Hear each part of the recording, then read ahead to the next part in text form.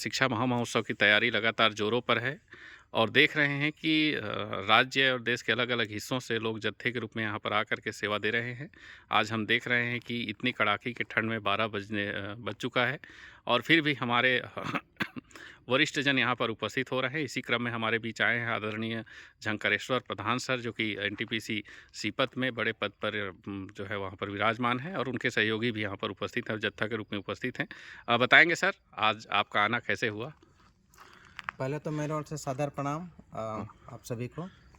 और जैसा कि विदित है कि हर साल की भांति इस साल भी बड़े ज़ोरों शोर से यहाँ पे प्रोग्राम की तैयारियां चल रही है।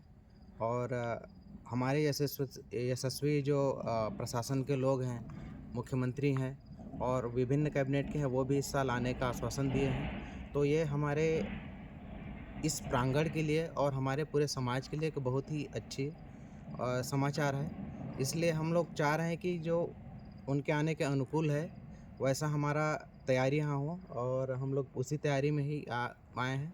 और हमारे जत्थे जो भी हैं, हर दिन के भांति आज का भी उस तैयारी को पूरे ज़ोर शोर से कर रहे हैं।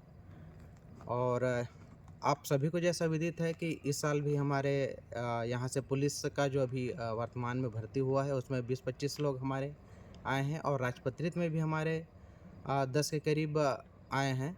तो ये हमारे समाज के लिए, विशेषकर युवा वर्ग के लिए, जो कि अपने अच्छे भविष्य के लिए जो तैयारी कर रहे हैं, तो कहीं न कहीं प्रेरणा स्रोत बनते हैं कि अपने लोगों से मिल के जुड़ के। तो ये बहुत ही शुभ संकेत है समाज के लिए। और इस जो सारे आयोजन होता है, उस आयोजन से सभी लोग लाभान्वित हैं, यही सोच के हम लोग इसमें जुड़े हैं। और आप सभी से हम लोग अनुरोध भी करते हैं कि ऐसा मौका सदियों में कभी-कभी कभार आता है। तो आप लोग जितने भी सुन पा रहे हैं, सभी से निवेदन है कि इस आयोजन को आप लोग सफल बनाएँ, तन से, मन से, धन से। बस यही गुजारिश है आप लोगों से।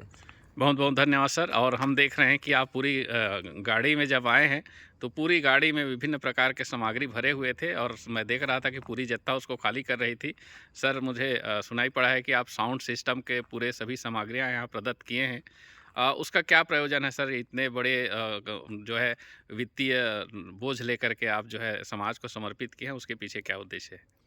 इसके लिए बस ये है कि एक हमारा छोटा-सा सहयोग मात्र है, और हम अपने समाज के लोगों के लिए, जो कि यहाँ पे आके अपना जो तैयारी करते हैं, जो कि समर से लेके अभी तक जो चल रही है।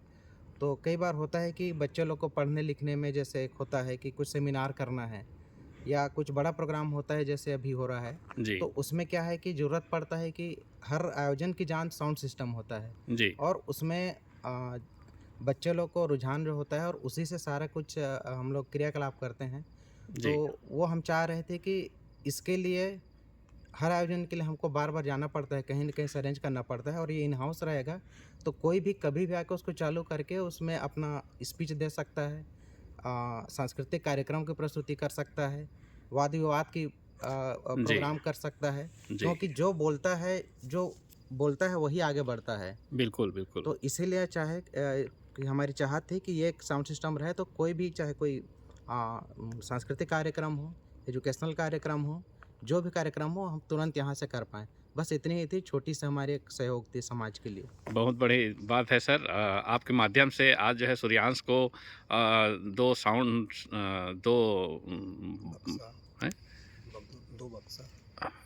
2 साउंड बॉक्स, 2 चोंगा और एम्पलीफायर, मिक्सर, 6 जो है माइक सिस्टम और उसके स्टैंड, इस तरीके से काफ़ी कुछ आपने यहाँ पर प्रदान किया है। कुल मिलाकर के हमारा स्टेज में जितनी जो साउंड सिस्टम की ज़रूरत होती है, उस सभी की पूर्ति कर दिया है सर। और लाखों रुपये की सामग्री आपने हमें प्रदान किया। इससे जो है पूरे हमारे आज के जो यहाँ पर उपस्थित है, सब खुशी तो हैं ही। जितने भी हमारे समाज के बंधुगण देख रहे हैं, वो आपके इस वित्तीय उदारता से अति ही प्रभावित हैं और आप जो है हमारे प्रेरणा के पात्र हैं। और मैं सभी से अपील करता हूं कि छोटी-छोटी सहयोग से समाज की बड़ी काम होती है। बहुत-बहुत धन्यवाद सर, आप उपस्थित हुए इस कड़ाके के ठंड में आप हमारे बीच हैं। हमारे लिए बड़ी गौरव की बात है सर। Thank you sir. धन्यवाद।